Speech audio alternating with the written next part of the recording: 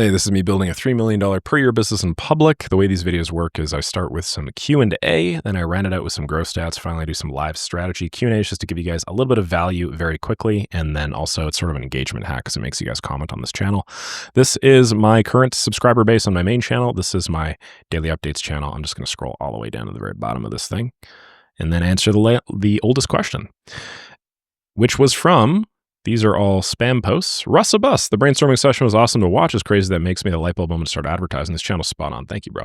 I think keeping things diversified by continue to do videos whenever you can with Matt would be also a great idea. I love your guys' conversations, gain a lot of high-level value from them. He's talking, of course, about the 5 Pod, which you guys should definitely check out if you have the time. Matt Larsen is one of the most prolific consultants today. He does like newsletters. He does... like business process optimization specifically for agencies. He's worked with a number of like 7 and 8 figure companies. I think his big standout case study, was it $980 million a year or something like that? Something like that. And I do a podcast with him where I talk about stuff like this. He also says, I'm going to throw a random question in here that I've had for a while because I'm trying to get my OBS to work properly. What rates are you using on the shot where it's your face full screen? Mine gets all choppy. Same thing happens when scrolling down a page. Mine gets really choppy as well. I'm using 5,000 bit rate. CBR, so constant bitrate, not VBR, variable bitrate. I just bought myself a new computer, which is going to solve this, so I don't know how long it's going to take for me to start using that because I have to do a bunch of transferring over, and I'm on kind of shittier internet right now, but yeah. Cool, and then he's pitching Makerspace. He says, 1 month, it's totally transformed the way I think. It's made me a lot more accountable and productive. It's worth more than the price tag you see whenever you decide to check it out for the first time. Currently $160, do it for real. $174 now, Russ. Bennett says, thank you, man. You should start a non-automation channel. Like lifestyle, creative, philosophical. I've read a few of your personal blog posts, love videos about how you see the world. I really appreciate that, Bennett. That might not be a bad idea, although I do have to press the ROI button. The ROI button is currently in automation. Still, maybe something to consider about in the future. Al Sancho says, thanks for the top tier content. Thank you, man.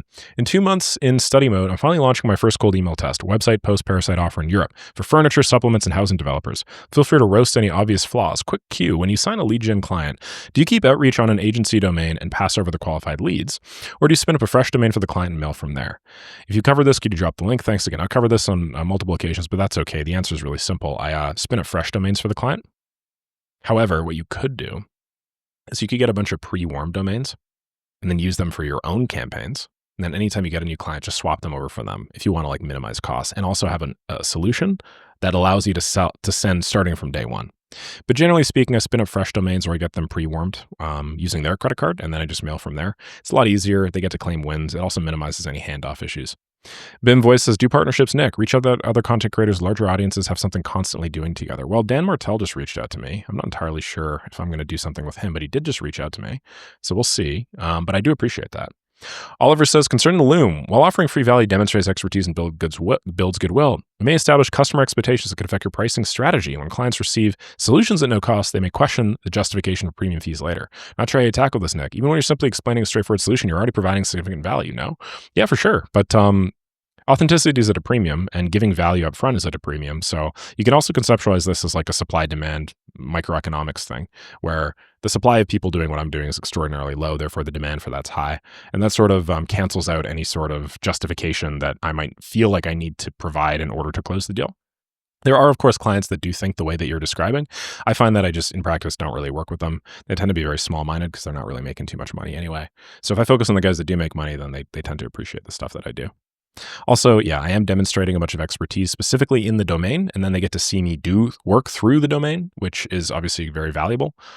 So Ren David AI said, and thank you, Oliver. I really like your videos, the school success stories. If you thought about testimonials, the impact your automations had on your client's business, that'd be cool. I've considered it. I've decided not to do this. This would just be too much for my clients, I think. Not to mention my actual roster of clients at this point is nowhere near as big as it used to be. So these are people that I've just worked with for the better part of the last year. Well, some of them much longer than a year. I don't really think it makes sense for me to like do an expose behind the scenes. To be honest, a lot of the systems that I've built have been builds for those clients that I've then repurposed for YouTube videos. I've also actually built a couple of their systems live, although this was about a year ago when I was doing this stuff more often.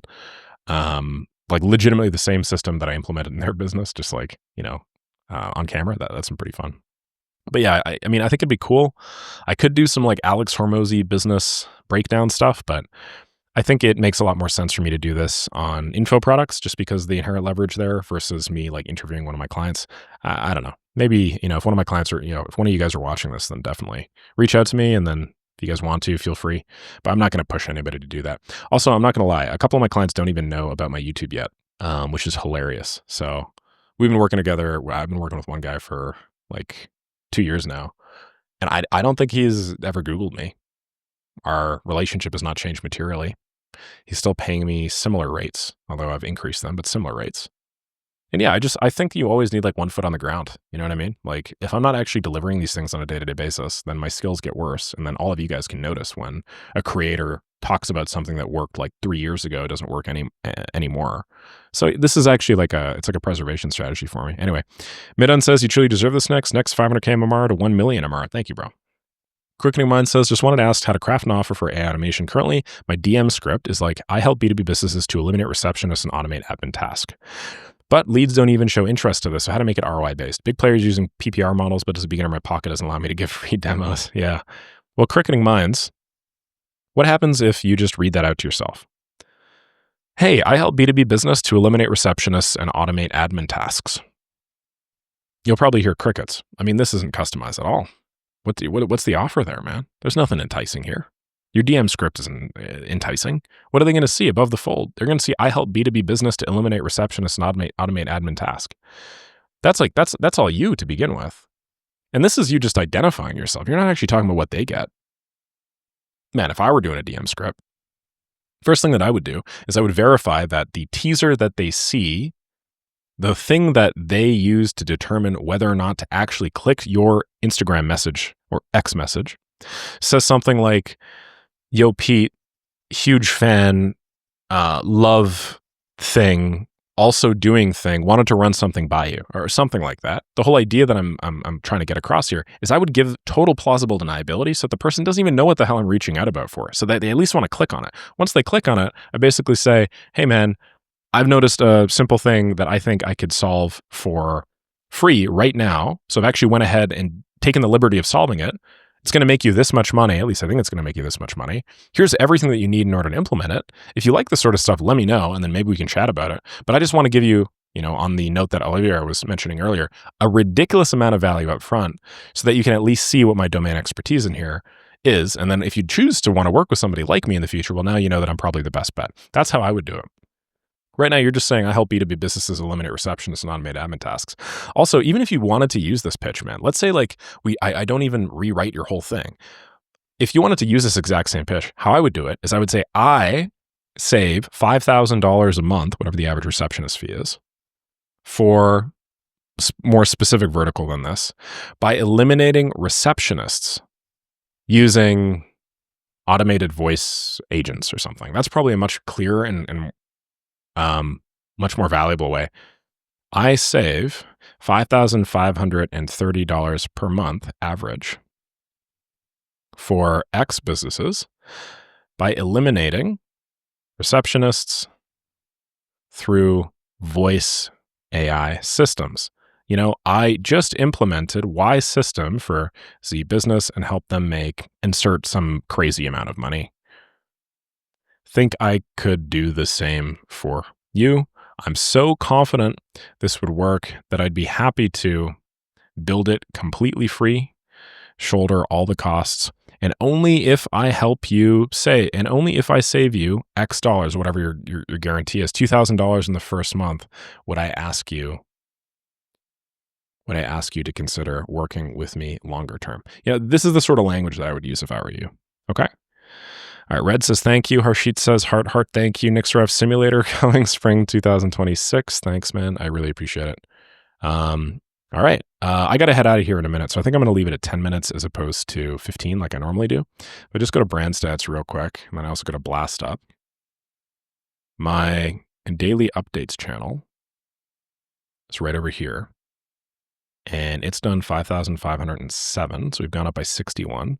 My Instagram has gone up to 162,141. That's cool. Growth is coming in on the IG. And my main channel here is 109,213. So that's 600. Ooh, that's pretty low growth. But what are we going to do? Can't change that today. Cool. And let me just see if there's something interesting I can talk about today while I still have the time. And there's some guy that owns a TikTok. Oh, that's not what I wanted to do. There you go. Now, holy crap. How do I do this? Why is this not happening? Man, I swear to God, I'm a boomer now. Some guy that owns a TikTok. Check this out. He has almost 16,000 followers. I don't own this channel. Somebody else does. Nick_Saraev148. He was living my main character energy one TikTok at a time. He has over 100,000 likes. His videos routinely get like 10,000, 20,000, 30,000 plus. This one here, 279,000, which is crazy. I think we had an even bigger banger here that this guy posted for me. 135K here. Yeah. So I don't know who this guy is, but I have to reach out to him because I have no idea what I don't know if he's scamming people in my name, honestly. Oops. Sorry, I don't know how to turn this off. I've TikTok like twice in my life.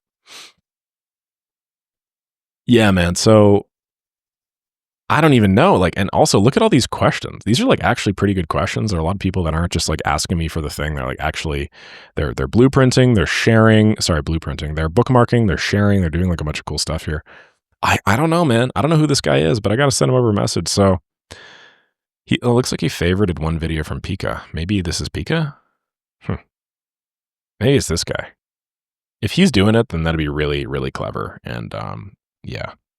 But I don't know. Might be somebody else. So yeah. I don't know who the hell this is, man. But I gotta get to the bottom of this because he's sitting on like 16,000 followers for me. What he's doing is right now is just reposting my Instagram content, which is pretty sick. But yeah, I don't know. Anybody here doing this? Is this one of you guys? If so, please tell me. Then please give me the access to the channel. I'm sure I'd be happy to compensate you something that's concomitant with the reward that you have produced for me because I'm making money off your stuff right now. Every time you post, people on TikTok discover me, they follow me through other platforms, and then they end up paying me, right? So yeah, I don't know, man. Like if you're just doing this out of the goodwill of your heart, good for you, I guess. Okay, cool. Looks like my camera literally just died, so I should probably call it there. But thanks so much for watching, and I'm looking forward to seeing y'all tomorrow.